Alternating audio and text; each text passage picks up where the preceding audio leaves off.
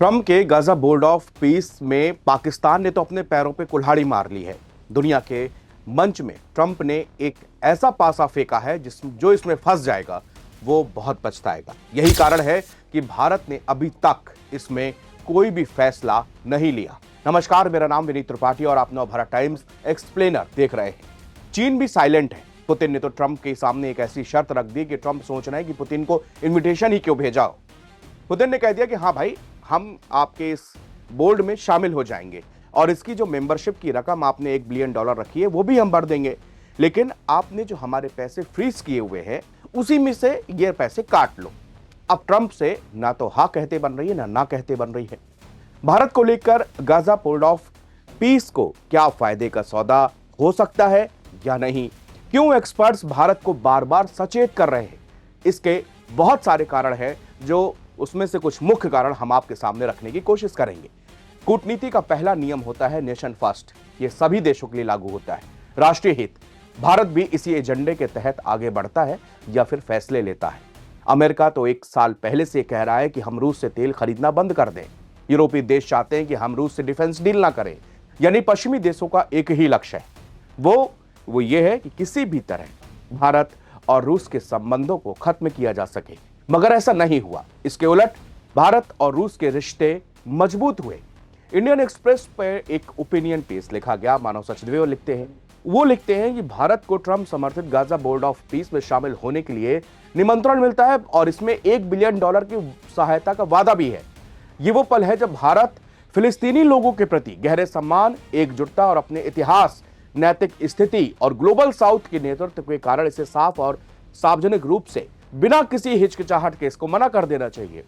यह गाजा के लिए पैसे का सवाल नहीं है, यह भारत की संवैधानिक नैतिकता, हमारे स्वतंत्रता संग्राम की याद और रणनीतिक स्वायत्तता और नैतिक विश्वसनीयता का सवाल है। भारत का इनकार अमेरिका विरोध पर डिपेंड नहीं होना चाहिए। बहुत अहम लाइन ये उन्होंने जो बोली है कि हमारा विरोध करने का जो तरीका है वो ऐसा नहीं लगना चाहिए कि हम अमेरिका से विरोध कर रहे हैं, क्योंकि हम मूल रूप से अमेरिका की विरोधी है ही नहीं, ना ही किसी प्रतिक्रियावादी विचारधारा का आधार होना चाहिए। ट्रंप का गाजा बोर्ड ऑफ पीस नवंबर 2025 के यूएन सुरक्षा परिषद के प्रस्ताव 2803 से बिल्कुल अलग है। इसमें यूएन के सदस्य देशों ने गाजा के युद्ध के बाद से जो हालात हुए इसको देखते हुए एक बीओपी बनाया।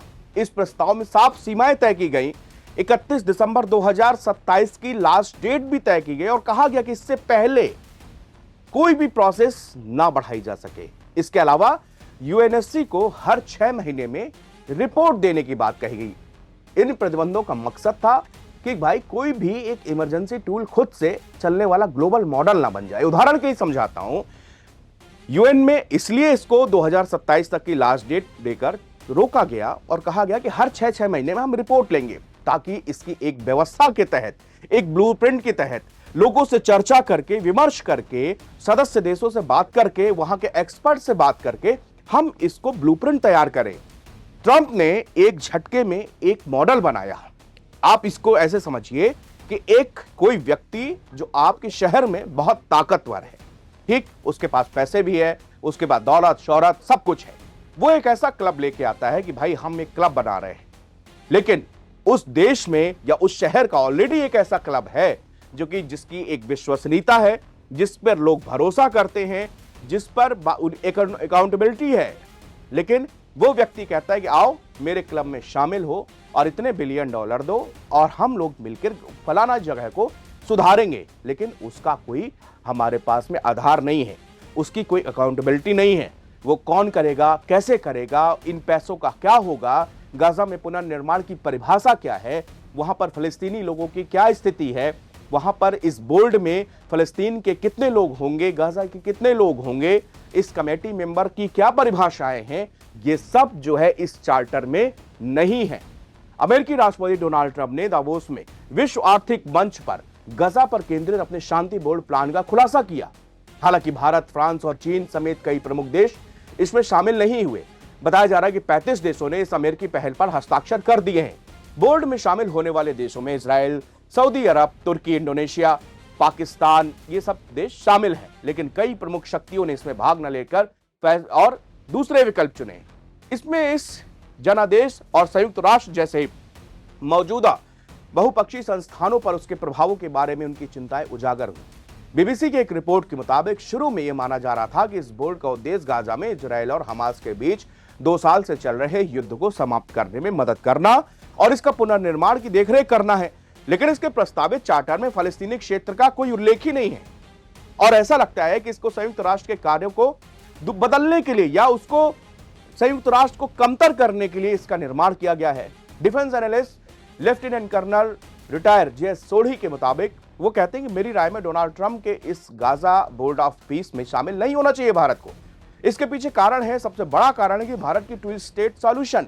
भारत ने हमेशा से 2 स्टेट सॉल्यूशन की बात कही है और वो तीसरे पक्ष की मध्यस्थता कभी भी बात नहीं करते। अब आप सोचिए कि जब हम किसी ऐसे प्रस्ताव का समर्थन कैसे कर सकते हैं जब खुद ही हम उसको नहीं अपनाते। ऑपरेशन सिंदूर के दौरान भी अमेरिका ने बार बार कहता रहा कि उसने भारत और पाकिस्तान में मध्यस्थता करवाई, युद्ध रुकवाया। 80 से ज्यादा बार डोनाल्ड ट्रंप ये कह चुके हैं। वर्ल्ड इकोनॉमिक फोरम में भी उन्होंने यही बात कही, मगर भारत ने उनके दावे को सिरे से खारिज किया। भारत चाहे पाकिस्तान हो चाहे चीन हो, उसमें किसी दूसरे देश की दखल नहीं बर्दाश्त करता। वह पाकिस्तान या चीन के साथ जो भी मसले होते हैं उनको खुद ही सुलझाता है। दूसरा कारण है कि अगर गाजा में फलस्तीन या इजरायल के खिलाफ कार्रवाई होती है तो भारत उस स्थिति में क्या करेगा।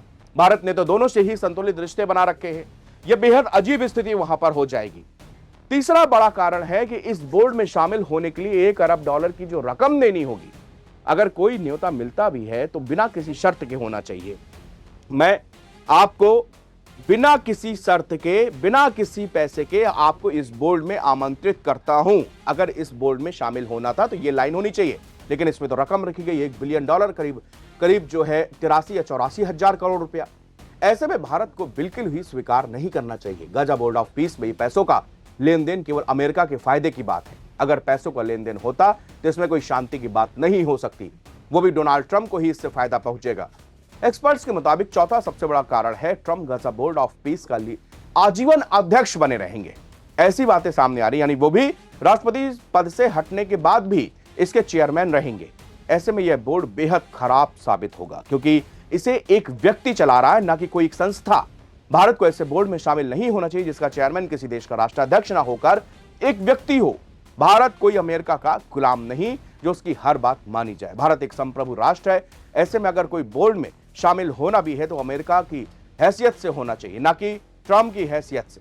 सोडी पांचवा इसमें एक कारण ऐड करते हैं, वो बताते हैं कि इस बोर्ड में भारत के परंपरागत दुश्मनों पाकिस्तान और तुर्की का भी जमावड़ा होने जा रहा है। ये दुश्मन भारत के खिलाफ अक्सर साजिश रचते रहते हैं और भारत विरोधी, खासतौर पर कश्मीर को लेकर बयानबाजी करते रहते हैं। बोर्ड में शामिल होने के बाद भारत का अंतर्राष्ट्रीय बिरादरी से आतंकवाद की कमर तोड़ने और पाकिस्तान को बेनकाब करने का प्रयास कमजोर पड़ेगा। पाकिस्तान भले ही इस बोर्ड में शामिल हो जाए, मगर भारत को इस बोर्ड में कतई शामिल नहीं होना चाहिए। ये तो मैंने कुछ एग्जाम्पल यहां पर आपको बताया जिसमें जो एक्सपर्ट्स हैं वो भारत को लगातार चेता रहे हैं और इसकी हकीकत भी यही है कि भारत जैसे एक संप्रभु राष्ट्र को इसमें जाने से पहले, इसमें शामिल होने से 100 बार सोचना चाहिए। और यही कारण है कि दिल्ली में इसको लेकर मंथन चल रहा है और जहां तक होगा वो भारत इस प्रस्ताव को ठुकराएगा ही।